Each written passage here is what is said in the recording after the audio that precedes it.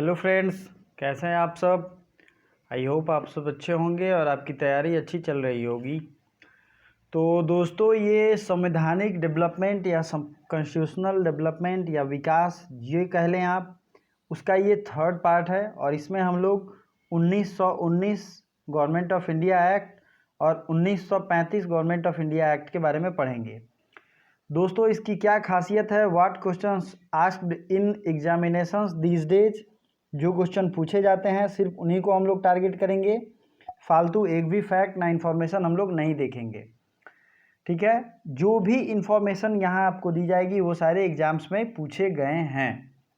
दो चीज़ें मैं कहना चाहूँगा। आज का जो हमारा संविधान है उसके मैक्सिमम पार्ट, लगभग 250 पार्ट, 250 अनुच्छेद, शेड्यूल और मोस्ट इम्पॉर्टेंट चीज़ें जो हैं वो गवर्नमेंट ऑफ इंडिया एक्ट 1935 से ली गई हैं। तो सबसे ज़्यादा ये ज़रूरी है इन दोनों शेड्यूल में।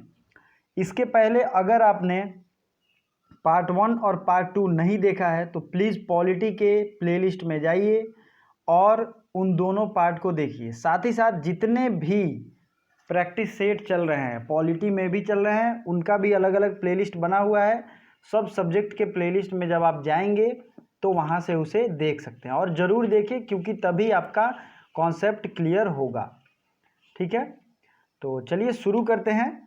मैंने इस पीडीएफ को हिंदी और इंग्लिश दोनों में तैयार किया है। तो पहले हिंदी में हम लोग पढ़ेंगे क्योंकि हिंदी के मैक्सिमम बच्चे होते हैं, और इस पीडीएफ को जब मैं टेलीग्राम में भेजूंगा तो वहाँ दोनों लैंग्वेज में रहेगा, तो आपको घबराने की ज़रूरत नहीं है। देखिए, 1919 तक हमने मॉर्ले मिंटो रिफॉर्म्स पढ़ा था 1909 में।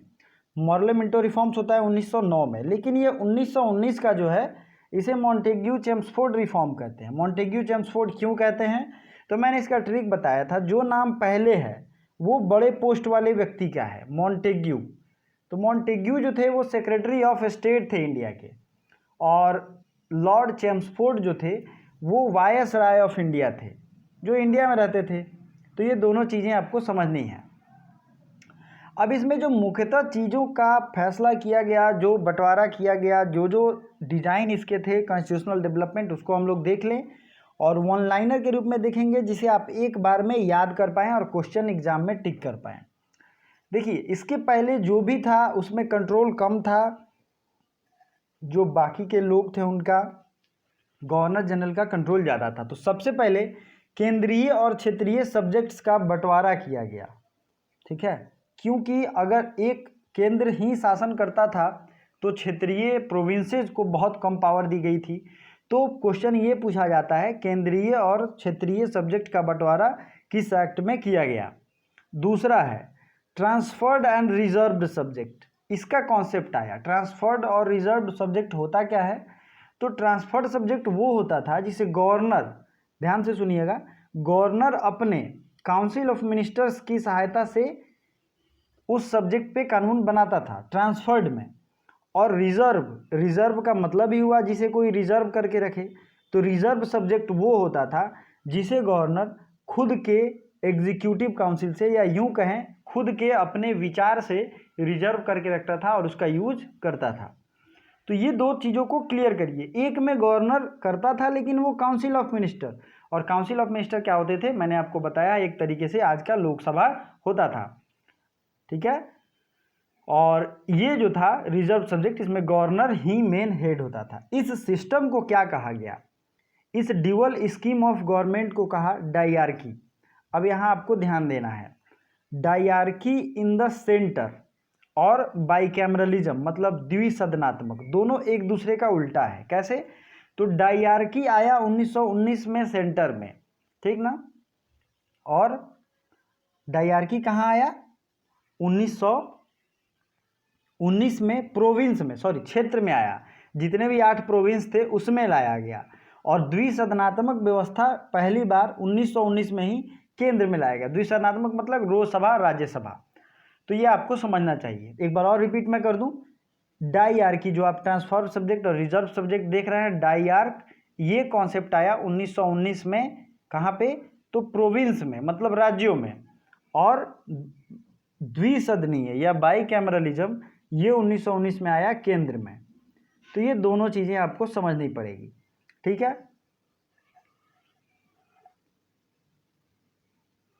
पहली बार द्विसदन, direct election, lower house and upper house. आज जो आप lower house and upper house देखते हैं उसको लोकसभा और राज्यसभा 1954 में नाम दिया गया, लेकिन पहले इसका नाम लोअर हाउस एवं अपर हाउस ही था। तो ये आपको समझना चाहिए। डायरेक्ट इलेक्शन का भी प्रोविज़न किया गया और इसमें जो सामुदायिक चुनाव होते थे उसका भी अलग अलग कर दिया गया, जैसे इंडियन क्रिश्चियन, एंग्लो इंडियन, इन सब का भी अलग अलग सेक्शन बना दिया गया। एक चीज़ मैं कहूँगा, आप यहाँ, मैं इंग्लिश में भी इन सब चीज़ों को मैंने नोट किया है, ठीक है। Started separation of central and provincial subjects list, divided provincial subject into 2 parts, transferred by the governors and reserved by the governor executive council. The dual scheme of governance of polity is known as diarchy, ठीक है। It introduced first time bicameralism, separates electorates of 6 Indian, Christian, Anglo-Indian, European, सब के लिए इन्होंने अलग अलग electorate बना दिया। 1909 में सिर्फ मुसलमानों के लिए ये प्रोविज़न किया गया था, ठीक है। इसीलिए फादर ऑफ कम्युनल इलेक्टोरेट किसे कहते हैं? लॉर्ड मिंटो को। नेक्स्ट पॉइंट क्या है, इसमें सामुदायिक चुनाव के बाद मत देने का अधिकार पहली बार एक लिमिटेड जनसंख्या को दिया गया था। इसमें लगभग एक मतलब जो भी बड़े तबके के लोग थे जिनके पास टैक्स देने का राइट था या और भी उनके एक पहुंच होती थी, उनको मत देने का अधिकार किया गया। तो आपसे सवाल ये पूछा जाता है कि डायरेक्ट इलेक्शन का प्रोविज़न किस एक्ट में हुआ, तो वो 1919 के एक्ट में किया गया। नेक्स्ट होता है नया कार्यालय, न्यू ऑफिस एक बनाया गया, हाई कमीशन इन इंग्लैंड। ये एक तरीके से IFS की पोस्ट होती थी, फॉरेन सर्विस की, और इंडिया के जितने भी फॉरेन अफेयर्स से रिलेटेड मैटर होते हैं ये उनको वहाँ तक पहुँचाता था। तो ये आपको ध्यान रखना है इसके बारे में। नया ऑफिस बनाया गया, हाई कमीशन, ये भी एग्जाम में आता है। और एक जो UPSC आप अभी देखते हैं, यूनियन पब्लिक सर्विस कमीशन, इसकी स्थापना के बारे में 1919 के एक्ट में ही वर्णन किया गया था, जो कि बना कब? 1926 में, ठीक है। और 21 अप्रैल को सिविल सर्विसेज डे मनाते हैं, ये आपको तो मैंने बताया ही था। तो UPSC की स्थापना भी इसी एक्ट के तहत होती है 1926 में। नेक्स्ट देखते हैं 1935 अधिनियम। इसमें बात की गई थी ऑल इंडिया फेडरेशन की। ऑल इंडिया फेडरेशन मतलब भारत एक तरीके का संघ होगा सभी राज्यों का। इसमें केंद्र सूची, राज्य सूची और समवर्ती सूची, जो आपको अभी मैंने इसके बारे में सर्वे भी कराया था और क्वेश्चन भी बता चुका हूँ प्रैक्टिस सेट में। तो इसकी बात की गई थी किसमें? 1935 के अधिनियम में। नेक्स्ट जो है डायरकी इन प्रोविंसेस, इंड एंड स्वतंत्रता। एक तरीके से डायरकी जो प्रोविंस में 1919 के अधिनियम में आपने देखा है वो शुरू हुआ था, वो यहाँ ख़त्म कर दिया जाता है और ये इंड प्रोसेस, और उनको एक स्वतंत्र प्रभार, स्वतंत्र डिसीजन मेकर का दिया जाता है पद, ठीक है।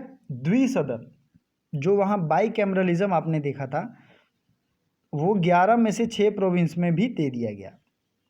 पहले कहाँ था? सिर्फ सेंटर में बाईकैमरलिज्म था, upper house and lower house, and ये अब 11 में से 6 प्रोविंस में दे दिया गया।